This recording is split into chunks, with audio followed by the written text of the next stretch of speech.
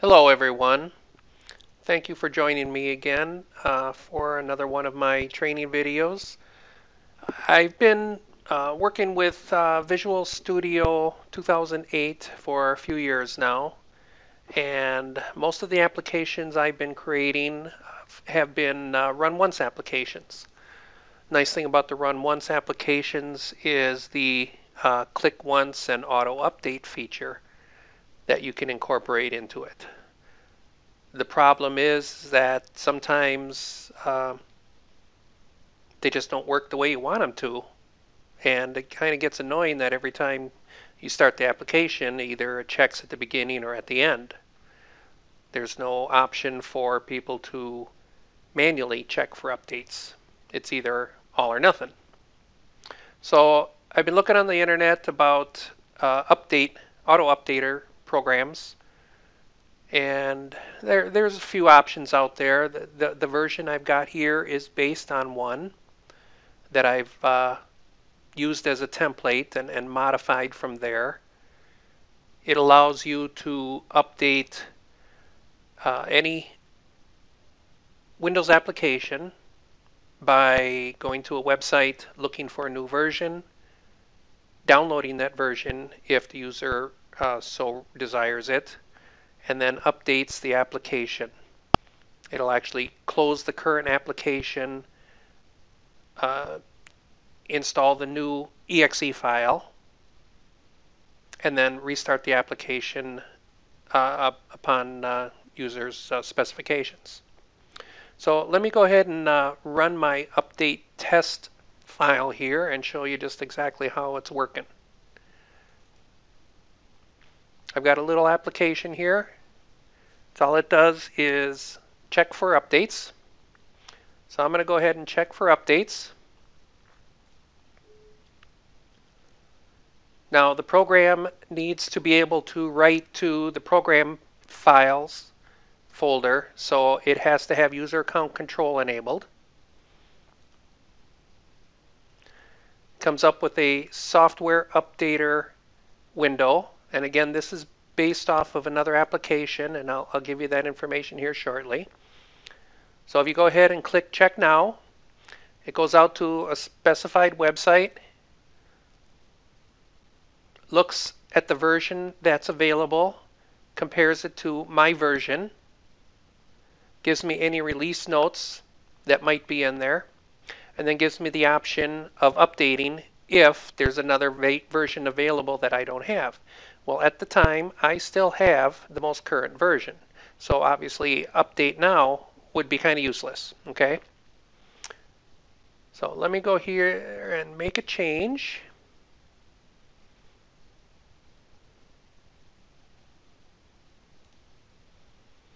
Okay, I made a quick change here now, and now let's check for updates.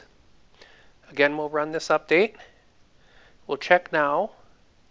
And now you see that a new version of my update test is available. The new version is 16. I've got 15. So I can go ahead and click Update Now. It downloaded the software, and now it's telling me, hey, I've still got the program open. As you can see here, it's still open. Now it gives me an option if I want to try to have the program automatically close it. You can click Ignore, and it'll try and close this application, and then it'll update it. If, for instance, it's something that maybe I need to save a document or something like that, or do some other manipulation before I close the program, it gives me the option to go ahead and close the program and then click Retry, in which case it'll go back and check and make sure the program's closed before updating, and then it gives me the option to cancel by closing it or aborting. So I'm going to go ahead and click Ignore. Okay, now it comes back and says update was successful, and it gives me the option, do I want to restart the application? I'm going to click Yes, and now I've got the latest version. Now all I did was make a change to the update version file, so I didn't really actually make any changes to my program itself. But we'll get into that and show that it actually does work. So let's go ahead and close this application. And now I'm going to go over a couple of things here about what I expect from an application that updates applications, and what I think would be a good template for building one. What's good requirements for an updater? I think it should be universal. So this is going to be just an exe that you can add to any program as long as you can pass it the correct parameters, and we'll go through that later. So you have to be able to have an application that you can pass certain values to this application, which is pretty simple to do in Visual Basic or C#. It should be informative. It should give the user pertinent information. For example, bug fixes, new features, current issues, and possibly workarounds. Now, some of this stuff is your preference. The main window there, bug fixes or version updates, that's up to you if you want to do that or not. And that's just a web page HTML document that it goes out and it pulls in. If you don't have that document there, that's going to just show the typical 404 page not found. It should be user-friendly. It shouldn't be hard for the user to use this application. In your application that you develop, you can put a link like I did with just a button, or you can have it on a menu. User clicks on it, it brings up that menu. It's very self-explanatory. Click a button to check for updates, and if there are updates, give them the option to download and install the update. If they're at the current version, I disable the button because I don't want the user trying to click on a button when it's not going to do anything for them. And I think it should be automatic. So the less user intervention, the better. You don't want to take control completely away from the customer, but it's kind of nice to be able to update the application without making them copy and paste an exe into the program folder's location. And like I said, this is based on another application. The original application is called autoupdater.net, and it's located at this website here. I tried to keep the format similar. I didn't add all the features that they have in theirs. Theirs works good, but the only problem with theirs is, and I wouldn't say it's a problem, is when they run their application, it has to be an installer. So it has to be an MSI file or setup.exe, and then it'll reinstall the application.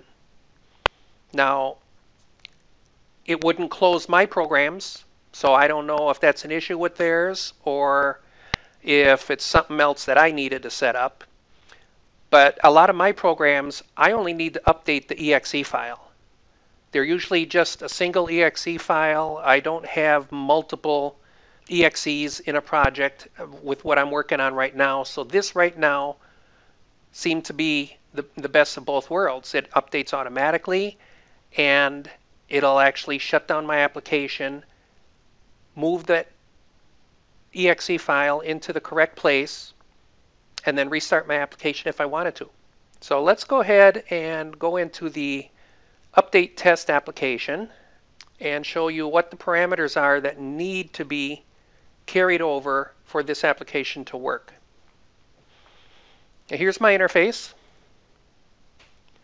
And now I've made a change on this one to add check for updates through a help menu versus a button. And when I build this application and move it into the web page, we can go ahead and run the test again, and you'll see that it actually does update my program. So back to the code here. These are the values that need to be passed to the download updater. It's going to need to know the startup path to the application. It's going to need to know, obviously, the website to look for updates on. And again, this is personal preference for you on how you want to handle this. I made it a text file because all I'm copying over, and I'll bring this over here, all I'm copying over is a version number. So when I update my application, I open up this update file, I change the version number, save it, and that's it.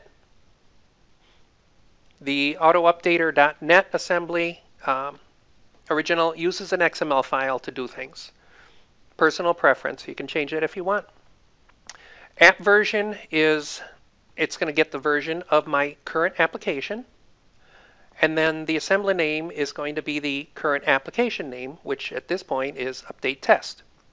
So now my button, I just check for updates, or I can do it from the menu, check for updates. And what it does is it creates a path, I call it path, to the program that's actually going to do the version checking and update. I run this through a setup program so I can add this application to all my applications. That's the other thing about Click Once is it only loads that one program. You can't add other programs to it unless you're building them in as a project, and then you can carry them over, multiple projects in one solution. So this way I can have this DL updates, download updates I call it, is universal, and I can just install it with every application I want. Now the reason I put the control characters quote before and after is if your application startup path has spaces in it, it's not going to carry over as a command line argument. So you need to put quotes around any value that might have spaces in it. Now the arguments itself are also dependent on whether they have spaces on it. So here I have the application path, I have the website home folder where the data is going to be, I have the application name, application version, which is the current version that I'm on, and then a web version URL, which is going to point to where the text file is to check for the version. And then I just do a process start, which starts my application, dlupdates.exe, and passes it these parameters. So if you want to take a moment here, if you want to copy this information down, or take a snapshot of this and set it up a different way. I'll have the solution available. It's in version 2008, or Visual Basic 2008. So if you have a newer version, you can always port it up to that version, not a big deal.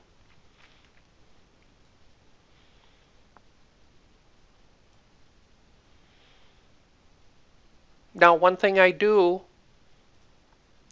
when I work on my programs is I turn on or turn off option strict, and I've just found it to be easier because there's a lot of things, especially in this application, that option strict wants specific ways of doing like responses for HTTP and requests and things like that.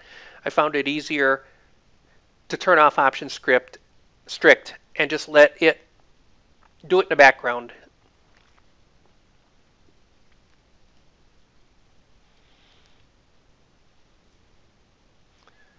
Okay, in case you need to copy the rest of it over there, I'll hold this over here for a minute. And that's going to wrap it up for part 1 of Download Updater. And thank you for your time.